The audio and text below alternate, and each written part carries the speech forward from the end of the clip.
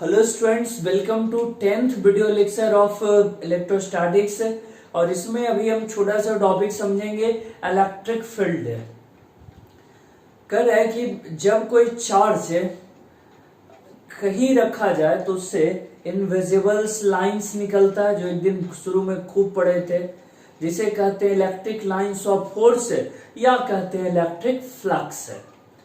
ये lines charge के पास घना होगा, देखिए नजदीक नजदीक पर है, जितना नजदीक हो इसी को डेंस कहते हैं, घना कहते हैं। जैसे जैसे दूर जा रहा है ये फैलते चला जा रहा है, यानी चार्ज के पास इन लाइंस का वैल्यू ज्यादा है और दूर जाने पे लाइंस जो है कमजोर पड़ते जा रहे, फैलते जा रहा है।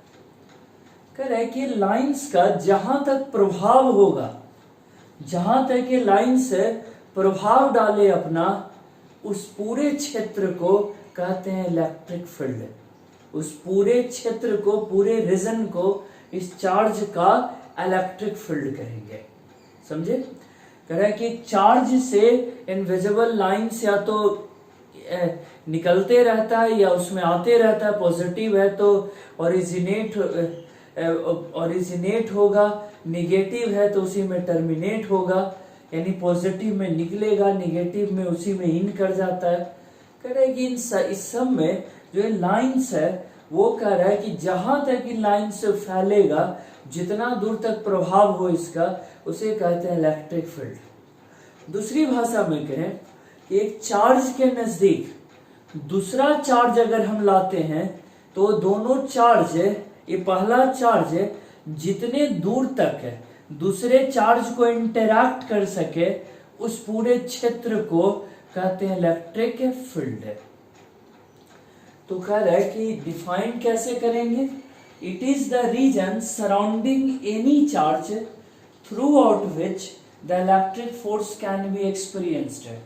किसी चार्ज के चारों तरफ का वह क्षेत्र जहां तक कोई भी चार्ज अपना प्रभाव डाल सकता है, उसे कहते हैं electric field. It is the region surrounding any charge throughout which the electric force can be experienced. Theoretically ये लाइंस जो है, कह रहा है कि थ्योरेटिकली कहा जाए तो लाइंस इंफिनिटी तक फैलेगा, बहुत दूर तक जाएगा। लेकिन प्रैक्टिकली कुछ दूर जाने के बाद इन लाइंस का वैल्यू इतना कमजोर हो जाता है, यानी इलेक्ट्रिक फील्ड इतना कमजोर हो जाता है कि वो निग्लेजिबल मान लिया जाता है।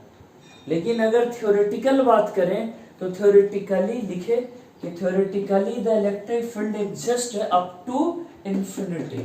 थ्योरेटिकली इलेक्ट्रिक फील्ड इंफिनिटी तक एग्जिस्ट करता है। अब देखते हैं कि इस इलेक्ट्रिक फील्ड का नजदीक में इंटेंसिटी ज्यादा होगा और दूर जाने पे इंटेंसिटी घटेगा। तो कह रहा है कि इंटेंसिटी ऑफ इलेक्ट्रिक फील्ड, यानी इलेक्ट्रिक फील्ड की तीव्रता, उसका प्रभाव कैसे बदलता है, उसे डिफाइन करते हैं और उसके लिए एक्सप्रेशन फॉर्मूला डिराइव करते हैं। देखिए जरा,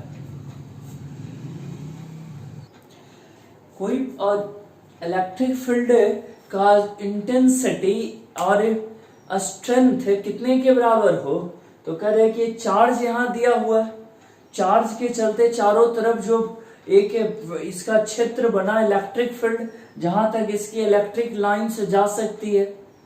कह रहा है कि नजदीक में उसका वैल्यू ज्यादा, दूर जाने पे कम। तो कह रहा है पी पॉइंट पर कितना होगा इसका इलेक्ट्रिक फील्ड का वैल्यू, तो उसे ही कहते हैं इलेक्ट्रिक फील्ड इंटेंसिटी और इलेक्ट्रिक फील्ड स्ट्रेंथ है। कह रहा है कि पी पॉइंट पर कितना होगा इसका फील्ड, तो उसको डिफाइंड करते हैं, लिखेंगे कि it is defined as force on unit positive charge, जिसको टेस्ट चार्ज भी कहते हैं, kept in electric field,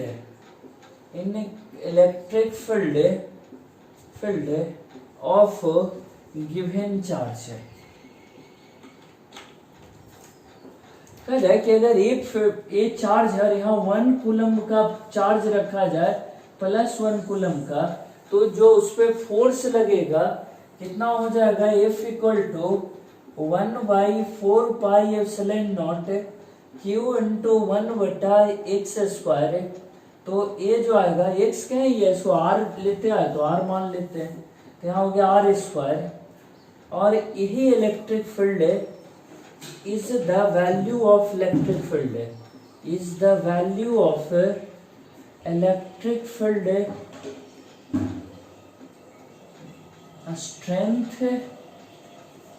strength और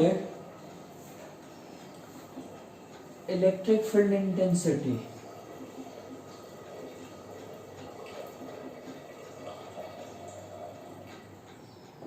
ये वैल्यू है इलेक्ट्रिक फील्ड स्ट्रेंथ और इलेक्ट्रिक फील्ड इंटेंसिटी, यानी electric field at P equal to Q/4πε0r²।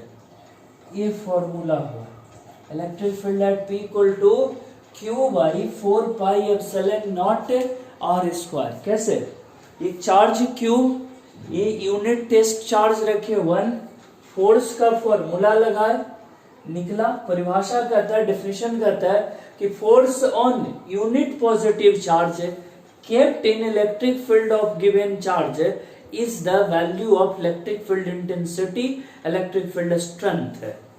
तो इतना आया निकल करके। कह रहे इसी बात को थोड़ा हम लोग ढंग बदल करके भी बोलते हैं, और ढंग बदल करके बोले तो इस तरह से, चार्ज तो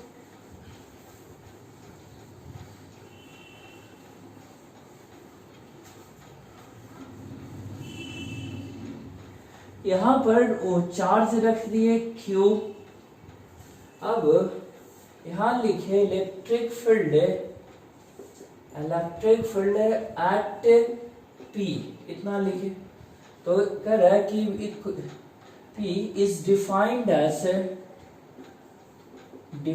as electrostatic force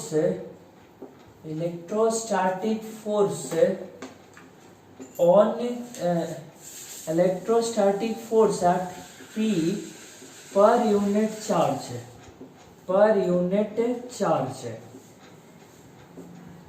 electric field equal to force और बटा charge.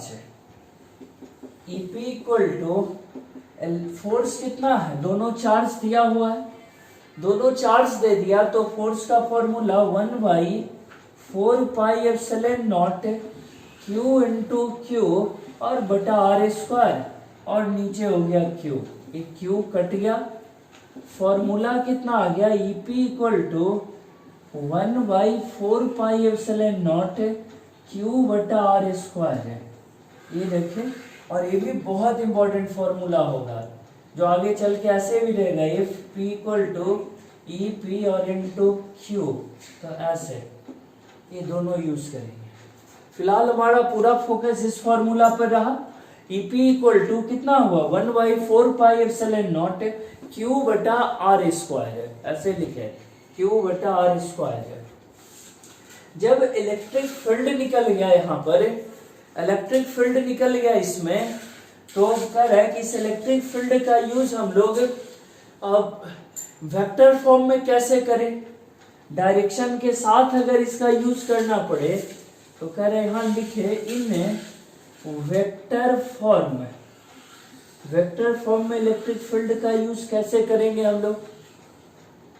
EP equal to vector form में 1/4πε0 Q बटा r², और r कैप डायरेक्शन लगा दिए इस पे, r कैप क्या देता है, डायरेक्शन, ये डायरेक्शन हो गया। EP equal to 1/4πε0 Q r², ये देखो r यूनिट वेक्टर है, तो हो गया r वेक्टर बटा मॉड r है। कुल मिलाकर EP का फॉर्मूला हो गया 4πε0 Q बटा RQ इंटू R, अगर वेक्टर फॉर्म में लिखना चाहते हैं तो। वेक्टर फॉर्म में इलेक्ट्रिक फील्ड का वैल्यू इतना आएगा निकल कर, 1/4πε0 Q बटा आर क्यू और इनटू हो गया आर। तो इतना लिखे समझे। कह रहे कुछ बात प्रमाणिक तौर पे याद रखना है। Electric field force at any place पर यूनिट चार्ज है, फोर्स बटा चार्ज है। फोर्स से लिखे बटा चार्ज कटकर इतना आया, इन वेक्टर फॉर्म इतना। तो कह रहा है कि ये चीज पहले भी एक और तरीके से हम लोग डिफाइन कर चुके थे, इस सेकंड मेथड से किए। वेक्टर फॉर्म में अगर डायग्राम इस तरह से दे दे, एक पॉइंट है इसका पोजीशन वेक्टर r1, यहाँ चार्ज है और इस P पॉइंट पे निकालना है और इसका पोजीशन वेक्टर है r2। तो ये प्लस चार्ज है, ये फील्ड हुआ, कितना हो जाएगा, इसको r माने, r1 plus r equal to r2, r equal to r2 minus r1, ये लिखे।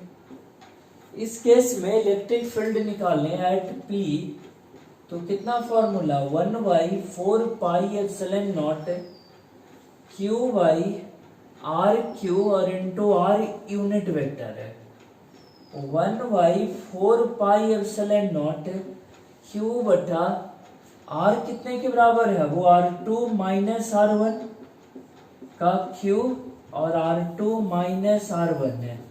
यहाँ इसका मैग्नीट्यूड का Q है तो ऐसे दर्शाए, ये आ गया EP। अगर पोजीशन वेक्टर के फॉर्म में दिया रहे तब कह रहा है कि अगर हमारा वेक्टर डायरेक्ट ना देखे, इस तरह से पोजीशन वेक्टर के फॉर्म में दिया रहे, तब हम लोग इलेक्ट्रिक फील्ड ऐसे लिखेंगे। क्या क्या किए, चार्ज का पोजीशन r1, जहां निकालना है r2, बीच का डिस्टेंस हो गया r, r इक्वल टू आया ट्रायंगल लॉ से r2 माइनस r1, फॉर्मूला पढ़े थे 1/4 पाई एप्सिलॉन नॉट Q बटा r cube into vector r, रख दिए वैल्यू, यही आ गया फॉर्मूला के अकॉर्डिंग वेक्टर फॉर्म में। तो वेक्टर फॉर्म में इतना लिखे।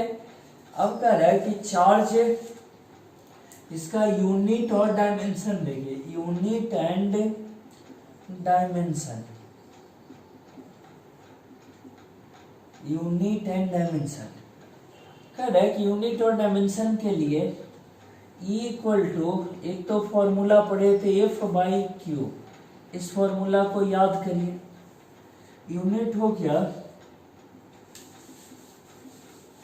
फोर्स का न्यूटन और चार्ज का कूलम, न्यूटन पर कूलम, न्यूटन पर कूलम। तो ये इलेक्ट्रिक फील्ड न्यूटन पर कूलम, और इसे आगे अगर तोड़ के लिखें तो न्यूटन का KG metre square per second square, coulomb का एम्पियर इंटू सेकेंड, कुल मिलाकर KG metre square ampere into second cube. यह अब वो लिखने का फायदा ये हुआ कि हमें डायमेंशन लिखने में बन जाएगा आसानी से। इस तरह लिखने का बेनिफिट ये है कि हमें इसका डायमेंशन लिखने में बन जाएगा इजीली। देखिए जरा dimension, KG M, metre L, और नीचे सेकेंड टाइम और एम्पियर का तो ये या आई लिखते हैं। कितना हो गया, ml two t minus 3 a minus 1 है, ये निकल कर आया इसका डायमेंशन। तो ये पढ़े इलेक्ट्रिक फील्ड के बारे में। इलेक्ट्रिक फील्ड किसी चार्ज के, देखो इतना बात जितना सीखे उसे कंफर्म करिए कि कोई भी चार्ज, उसके चारों तरफ का जो क्षेत्र, जहां तक उस चार्ज का प्रभाव जाता है, उसे कहते हैं इलेक्ट्रिक फील्ड है। थ्योरेटिकली इलेक्ट्रिक फील्ड कहां तक हो सकता है, इन्फिनिटी तक, अनंत तक है, क्योंकि चार्ज में से निकलने वाला जो इनविजिबल लाइंस है, इलेक्ट्रिक लाइंस ऑफ फोर्स, वो कमजोर पड़ते जाएगा, दूर जाने पे फैलते जाएगा, लेकिन वो जाएगा कहां तक वो नहीं पता, इसलिए इन्फिनिटी तक मानते हैं। ठीक है। अब चार्ज इलेक्ट्रिक फील्ड का वैल्यू करेक्ट, चार्ज के चलते उसके चारों तरफ के फील्ड में किसी भी पॉइंट पर ये चार्ज है और किसी r डिस्टेंस के पॉइंट पर, एक p पॉइंट पर टेस्ट चार्ज यानी यूनिट पॉजिटिव चार्ज रखें और जितना फोर्स लगेगा वहां, उसी को कहते हैं इलेक्ट्रिक फील्ड स्ट्रेंथ है। कह रहा है कि इस इलेक्ट्रिक फील्ड स्ट्रेंथ का यानी डिफिनेशन हो गया कि force on unit positive charge kept in electric field. दूसरी भाषा में कहें, एक चार्ज के रखकर और एक अनदर चार्ज यहाँ क्यू रखें, टेस्ट चार्ज, तो कह रहा है कि force per unit charge is defined as electric field. ये भी वही बात हुआ, कहने का ढंग बदल के बताए थे। कह रहा है कि एफ बटा Q force per unit charge है। जब इसे डिराइव किए तो ये भी फॉर्मूला आया इलेक्ट्रिक फील्ड का, क्यू बटा 4πε0r² है। उसको वेक्टर फॉर्म में लिखे तो इतना आया 1/4πε0 क्यू बटा आर क्यू हो गया, और यहाँ वेक्टर आर डायरेक्शन के लिए। जब इस पोजीशन वेक्टर फॉर्म में लिखे तो आया 1/4πε0 क्यू बटा r2 माइनस r1 का whole cube, r2 minus r1 है। और फिर यूनिट एंड डायमेंशन इसका लिखे तो एक हो गया न्यूटन पर कूलम केजी मीटर स्क्वायर पर एम्पियर सेकंड क्यूब। तो यूनिट और डायमेंशन दोनों इसके हिसाब से मेंशन कर दिए। और ये इसको अभी इतना ही बता रहे, इसके बाद इसका ब्रॉड यूज है तो फिर उसको वीडियो चेंज करके बता देते हैं नेक्स्ट में।